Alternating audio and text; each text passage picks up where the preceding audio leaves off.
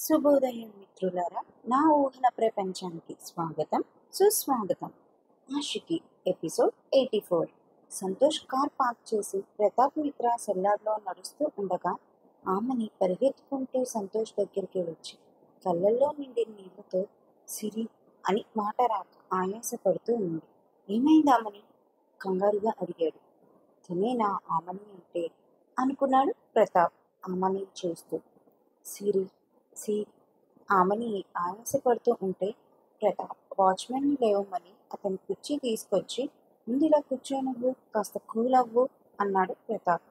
ఆమెని ప్రతాప్ ఇచ్చిన చైర్ని పక్కకి పెడుతూ 2 క్షణాలు కూల్ అయ్యి సిరి కళ్ళు తెరిచింది అని భావోద్వేగంతో కూడిన కన్నీటితో చెప్పింది. ఈ విషయం ముందుకు ఏడుస్తూ చెప్తున్నావు అడిగాడు ప్రతాప్.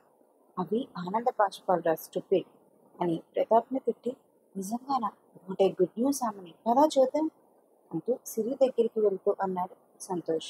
సిరి హాసినిని అడుగుతోంది సార్, చెప్పింది అమ్మమ్మ. అయితే హాసిని కూడా ఫోన్ చేసి రమ్మని చెప్పు సంతోష్ అన్నాడు ప్రతాప్. హాసిని రావడం అవ్వదు అని ప్రస్తుతానికి ఏదో సర్ది చెప్పాను సార్ అంది అమ్మమ్మ. ఎందుకలా దాచడం? ఎప్పటికైనా హాసినికి తెలుస్తుంది కదా, అదేదో ఇప్పుడే తెలియనివ్వండి అన్నాడు ప్రతాప్. ఎవరు సార్ ఇతను అడిగింది ఆమెని. నా ఫ్రెండ్ బదులిచ్చాడు సంతోష్. బ్రష్ తీసుకుంటూ ఉన్న సిరి దగ్గరికి వెళ్ళిన సంతోష్ సిరిని కదపకుండా బయటికి వచ్చేశాడు. హాసినిని సాయంత్రమో రేపో తీసుకుని వస్తాను అన్నాడు సంతోష్. సిరిని ఇలా చూస్తే హాసిని తట్టుకోగలదా, ఇంకా గిల్ట్ ఫీల్ అవుతుంది అంది అమ్మని. పర్వాలేదు అమ్మని, ప్రతాప్ అన్నట్లు హాసినికి ఎప్పటికైనా నిజం తెలియాలి కదా అన్నాడు సంతోష్. నిజమే, కానీ మరి హాసిని సెన్సిటివ్ కదా అంది ఆమెని. తప్పదు హాసిని, తప్పదు. హాసినితో పాటు సిరి ఫీలింగ్స్ని కూడా మనం అర్థం చేసుకోవాలి అన్నాడు సంతోష్. రే ప్రతాప్, నువ్వేంట్రా ఇక్కడ అడిగాడు శివ. వారి సంగతి సరే కానీ ఇందాక హాస్పిటల్కి వచ్చే ముందు హాస్పిటల్కి వస్తావా అని మెసేజ్ పెడితే ఖాళీ లేదన్నావు కదరా అన్నాడు సంతోష్. అవును, కానీ అమ్మని కోసం రాక తప్పలేదు అన్నాడు శివ. ఆమెని కోసమా అడిగాడు ప్రతాప్. శివ ఆమెని వైపు తిరిగి, నువ్వు ఇప్పుడున్న పరిస్థితుల్లో నీతో ఇలా మాట్లాడకూడదు, కానీ నీ సహాయం ఇప్పుడు చాలా ముఖ్యం అన్నాడు శివ. ఏమైంది అడిగాడు సంతోష్. జడ్జ్ ట్రాన్స్ఫర్ అయిపోయారు సంతోష్. కొత్తగా వచ్చిన జడ్జ్ ఫస్ట్ మన కేసుకి డేట్ ఇచ్చాడు.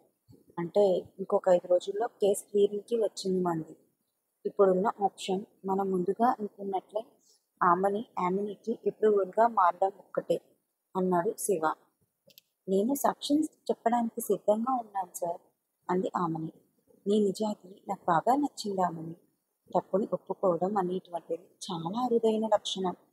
నిజం చెప్పాలంటే తప్పు తెలుసుకుని పశ్చాత్తాపం చెందటం, సాయం చేసిన వ్యక్తి రుణం తీర్చుకోవాలి అనుకోవడం, అన్నిటికంటే ముఖ్యంగా నువ్వున్న పరిస్థితులను సాకుగా చూపించకుండా ధైర్యంగా ముందుకు రావడం, అన్నీ నచ్చాయి నాకు. హాసిని నీ గురించి చెప్తుంటే ఏదో అనుకున్నా, కానీ నువ్వు నాకు నచ్చావు, పెళ్లి చేసుకుందామామని అన్నాడు ప్రతాప్. ఆమెనికి ఒక్క క్షణం ఏమీ అర్థం కాక అయోమయంగా సంతోష్ని ప్రతాప్ని మార్చి చూస్తూ ఉంది. అంతాతృతేంట్రా, వచ్చేటప్పుడు లవ్ ఫెయిల్యూర్ అయిన వైష్ణులా ఫోర్స్ పెట్టావు? నిజంగానే హాసిని మాటలు మంత్రాల్లో పనిచేశాయా ఏంటి అన్నాడు సంతోష్. అంటే తన నేచర్ నచ్చింది, ఈసారైనా తొందరపడకపోతే పెట్టే బేడతో పాటు దుఃఖం మోసుకెళ్లాలని తన పరిస్థితి మనసు గురించి ఆలోచించకుండా నా మనసు తన ముందు పెట్టాను అన్నాడు ప్రతాప్. మీరిద్దరూ ఏం మాట్లాడుతున్నారు సార్, మనసేంటి పెళ్ళేంటి అడిగింది ఆమెని. తిను ప్రతాప్ నా ఫ్రెండ్, ఫారిన్లో ఉంటాడు. తినకి నీకు పెళ్లి చెయ్యాలి అని అనుకుంటుంది హాసిని. నీ నిర్ణయాన్ని ఇప్పుడే చెప్పక్కర్లేదు, నీకు కావాల్సినంత టైం తీసుకుంది కానీ హాసినికి నేను చెప్తా, సరేనా అన్నాడు సంతోష్. తాలూపింది ఆమెను. సరే అండి. సిరి కళ్ళు తెరిచాక తన గురించి డాక్టర్ ఏమన్నారు అడిగాడు సంతోష్. కిషోర్ మాట్లాడడానికి వెళ్ళాడు చెప్పింది ఆమెని. సరే కదా, వెళ్దాం మనం కూడా అన్నాడు సంతోష్. నేను వస్తాను అన్నాడు ప్రతాప్. తనని ప్రశాంతంగా ఉండనివ్వరా, నీతో వస్తుంది కానీ అలా పక్కకెళ్ళి మాట్లాడుకుందా అన్నాడు శివ. అమ్మని సంతోష్ డాక్టర్ దగ్గరికి వెళ్ళిపోయారు. ఏంట్రా, నాతో ఏం మాట్లాడాలి అడిగాడు ప్రతాప్. నీ పెళ్లి చూపులు పటాపంచలు అయిపోయా ఏంటి? ఆమెని చేసుకుంటా అంటున్నావు అడిగాడు శివ. నేను పెళ్లి చూపులకి వస్తున్నట్టు మీకు ఎవరికీ చెప్పలేదే, నీకెలా తెలిసింది? సంతోష్కి కూడా చెప్పకుండా సర్ప్రైజ్ ఇచ్చాను అన్నాడు ప్రతాప్. గెట్ టుగెదర్ కోసం మళ్ళీ అందరికీ కాల్స్ చేసినప్పుడు రమేష్ గారు నువ్వు పెళ్లి చూపులకి ఇండియా వస్తున్నావు అని చెప్పాడు.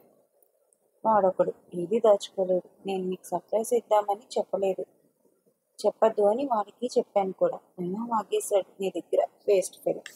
అది సర్లే కానీ అప్పుడే నువ్వు రావడం, సర్ప్రైజ్ ఇవ్వడం, పెళ్లి చూపులకి వెళ్ళడం, ఆ అమ్మాయి నో చెప్పడం అన్నీ ఇంత ఫాస్ట్గా అయిపోయా అడిగాడు శివ. నేను మీకు సర్ప్రైజ్ ఇద్దామనుకున్నా అని సుప్రియ నాకు పెద్ద షాక్ ఇచ్చింది. హాస్ని కాసేపు బుర్ర తిరిగి అది జరిగింది చెప్పాడు ప్రతాప్. అంటే సుప్రియని చూసుకోవడానికి వచ్చిన నువ్వేనా? ఫోన్లే, ఆ పిచ్చి పిల్లి అని చెప్పగానే డిప్రెషన్లోకి వెళ్ళిపోయింది అన్నాడు శివ. అవును, ఆమెనికి సంబంధించిన కోర్టు కేసు ఇంకా తేలలేదా? ఆస్తి ఇంకా సంతోష్కి రాలేదా? దీపిక వదిన అన్ని డాక్యుమెంట్స్ పర్ఫెక్ట్గా రాయించింది కదా అడిగాడు ప్రతాప్. నిజమే, సంతోష్ పెళ్లి చేసుకోకపోవడం వల్ల ఇప్పటి వరకు ఆస్తి మనకి రాలేదులే, కానీ ఆమెని తొందరపాటుతనంతో బెదరగొట్టే కాస్త కేసుని ముందుకు పోనివ్వరా బాబు అన్నాడు శివ. తన వర్క్ అయిపోయిందని మెసేజ్ పెట్టి తన రూమ్లోకి వెళ్ళాడు యశ్వంత్. సుప్రియ కూడా తన వర్క్ని పక్కకి పెట్టి యశ్వంత్ దగ్గరికి వెళ్ళి తనను చుట్టేసింది. నీ ఆనందానికి కారణం అడిగాడు యశ్వంత్ అంతే గట్టిగా సుప్రియని చుట్టేస్తూ. పెళ్లి చూపులకి వచ్చిన అతను సంతోష్ బాబు ఫ్రెండ్ యష్, తనతో ఈ పెళ్ళంటే ఇష్టం లేదని చెప్పేశాను. మన సమస్య కొంతవరకు సాల్వ్ అయినట్టే అంది సుప్రియ. నేను కూడా రిజిస్టర్ ఆఫీస్కి వెళ్ళాను ప్రియ, ఎల్లుండే మన పెళ్ళి అన్నాడు యశ్వంత్. కొంచెం బాధ, కొంచెం ఆనందం రెండు ఒకేసారి వచ్చే సందర్భాలు ఆడపిల్ల జీవితంలోనే ఉంటాయేమో యష్ అంది సుప్రియ. ఇప్పుడు మనం ఉన్న పరిస్థితుల్లో నీ బాధను పంచుకోగలను కానీ పెంచలేకపోతున్నాను, సారీ బంగారం అన్నాడు యష్. నువ్వు సారీ చెప్పకరా, మనకి ఇలానే రెస్పెక్ట్ ఉన్నట్టుంది, కానీ అమ్మని బాధ పెడుతున్నా అని నా బాధ అంతా అంది సుప్రియ. అన్నీ అవే సర్దుకుంటాయి ప్రియ, కొన్ని కాలానికి పెళ్ళయ్యాలంటే అన్నాడు యశ్వంత్. సమస్యతో కలవరపడుతున్న ఇరువురు ఒకరి సాన్నిహిత్యంలో ఒకరు స్వాంతన పొందుతూ ఉండగా అదే పనిగా మోగుతున్న ఫోన్ని ఒక చేతితో జేబులో నుండి తీసి ఇంకొక చేతితో సుప్రియని పొదివి పట్టుకొని చెప్పరా అది ఏంటి విషయం అన్నాడు యశ్వంత్. సిరికి స్పృహ వచ్చింది Yash, she is out of danger అని చెప్పాడు ఆదిత్య. వావ్, ఎంత గుడ్ న్యూస్ చెప్పావురా అని అంటూ ఆనందంతో సుప్రియ బుగ్గని ముద్దాడాడు యశ్వంత్. సుప్రియ చిరునవ్వుతో యశ్వంత్ కళ్ళల్లోకి చూస్తూ దూరం జరిపింది. రే స్టూపిడ్, నాకు ముద్దు పెడతావేంట్రా, త్వరగా పెళ్లి చేసుకోరా బాబు అన్నాడు ఆదిత్య నవ్వుతూ. ఇంకొక రోజు ఆగితే నిజంగానే నేను సుప్రియ రిజిస్టర్ మ్యారేజ్ చేసుకుంటున్నాంరా అన్నాడు యశ్వంత్. అంటే ఎల్లుండే మీ పిల్ల, ఇంత సడన్గా ఇలాంటి నిర్ణయం ఏంట్రా? అంకుల్ని ఒప్పించడానికి ట్రై చేయొచ్చుగా, కాస్త సహనం వహించు మిత్రమా అన్నాడు ఆదిత్య. మా మావకి మా నాన్న కన్నా సహనం ఎక్కువ, అందుకే ఈ సడన్ పెళ్లి ప్రోగ్రాం అని జరిగింది చెప్పాడు యశ్వంత్. అవునా, ఇంత సినిమా నడిచిందా? ఇందులో అదృష్టం ఏంటంటే వచ్చిన పెళ్లి కొడుకు సంతోష్ సార్ ఫ్రెండ్ అవ్వడం అన్నాడు ఆదిత్య. అది మాత్రం కరెక్ట్రా, పెళ్ళికి సాక్షి కూడా అతనే అన్నాడు యశ్వంత్. ఓ లక్కీ ఫెలో నువ్వు, సరేరా బాయ్ అని ఫోన్ పెట్టేసి వర్క్ చేసుకుంటున్న కీర్తికి విషయం చెప్పాడు ఆదిత్య. ఏంటి నిజమా? మా మావయ్య కనీసం సుప్రియ ఇష్టం కూడా అడగకుండా పెళ్లి ఫిక్స్ చేశారా? ఆయన సుప్రియని ఒక్కసారైనా తన మనసులో మాట చెప్పడానికి ట్రై చేయొచ్చుగా. అది ట్రై చేస్తేనేగా తెలిసేది మావయ్య ఒప్పుకుంటాడో లేదో అంది కీర్తి. తెలిసినా మీ మావయ్య ఒప్పుకోడురా కీర్తి అంటూ వచ్చారు కీర్తి నాన్న. నాన్న, నువ్వెప్పుడు వచ్చావు? ఇప్పుడే ఆదిత్య నీతో రిజిస్టర్ మ్యారేజ్ గురించి మాట్లాడుతుంటే వచ్చాను అన్నారు విష్ణు. అంటే నీకు యశ్వంత్ సుప్రియ గురించి తెలుసా నాన్న అడిగింది కీర్తి. నాకు తెలుసు, నీకు తెలియాల్సినవి కొన్ని ఉన్నాయి, అవి మాట్లాడదామని ఆదిత్య కోసం వచ్చాను అన్నారు Vishnu. Please like, share and subscribe my channel.